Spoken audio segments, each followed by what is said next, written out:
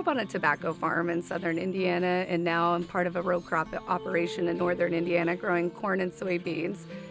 Even though these are completely different operations, my favorite things are still the same. As a child, it was loading into the back of my dad's pickup truck and moving from field to field, spending time with family and friends, and the pride that we had in a job well done. You know, as far as transitioning to Brent and I farming as individuals and a young married couple, it was building something of our own and building an operation. And now with our 3 children, Brody and Alex and Lydia, here as part of the operation, it's us all piling into a tractor cab or a combine cab. The memories of just being there, the calmness all around us, turning the rest of the world off for just a moment, and just being there with the land, being there with our operation and our family, and immersing ourselves in something that is ours and something that is going to give back to the rest of the world. Brent Cox. I live here in Fowler, Indiana, or just east of town. Grew up here locally, actually about 10 miles from here. My grandparents live a mile from here, so right here close by.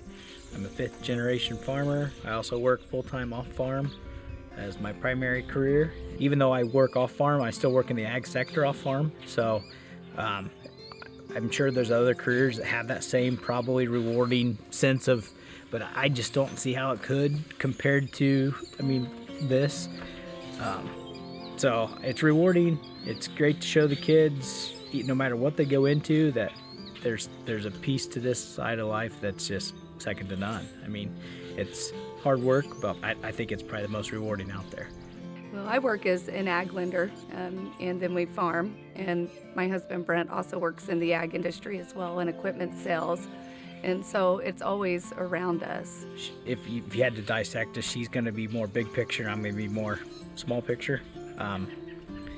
But that being said, both have the same end goals in mind, the same core values.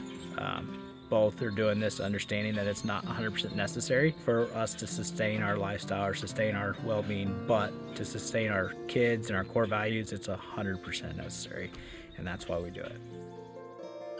For Maple Island Farms, I think about our faith first, because we put faith in what we do. We put faith in each other every single day, from not only just the physical work that has to be done on the farm, but the financial commitment that has to go into a very volatile industry.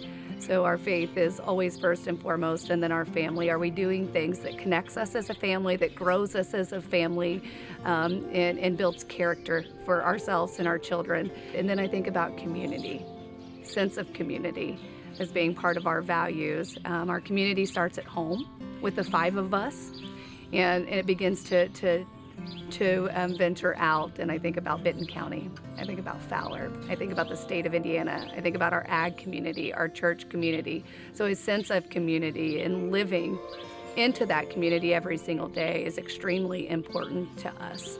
You know, what's important for Brent and I is that we're connected to the land, we're connected to our rural communities.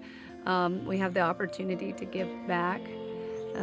We seize that opportunity to show our children that, and it doesn't happen only on farms. It happens in households and businesses around the world. But gosh, farming is a great way to build character, to teach the value of hard work, to truly have our children reap the rewards of good years, but also see the really tough years. I think about 2019 and walking the fields with our children after a hailstorm on a farm that Britt and I recently bought. Our first full crop year on that farm, and had a beautiful stand, and we were proud of it, and the kids were proud of it. And we came home, and just a tremendous weather event happened. And an hour later, we were able to drive our children back to that very same farm to see the crop beaten into the ground and gone. But then we were able to talk to them about risk programs, federal crop insurance, what we do to mitigate risk on our farm, how we procure against that, how do we balance that financially and physically, and what does that look like?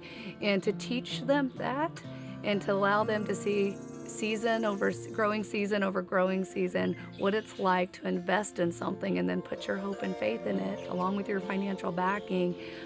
Whether they grow up to be doctors, lawyers, trashmen, dentists, working in a factory, we don't care.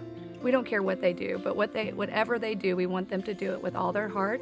And if they choose to come back to rural Benton County and invest in land and a farming operation, that we want them to have character, integrity, and work ethic to go at it every single day. You know, none of it is ours. We're just here, right? And you know, you have to decide what your motivations are in life, and that changes with age, with circumstances, with children for us, what those goals and motivators are. But ultimately, we understand that this home, this land, we're just stewards of it for the time that we're on this earth. And if we truly believe that the next generation behind us is going to live here and behold it from us, then we want to do the best job to pass it on.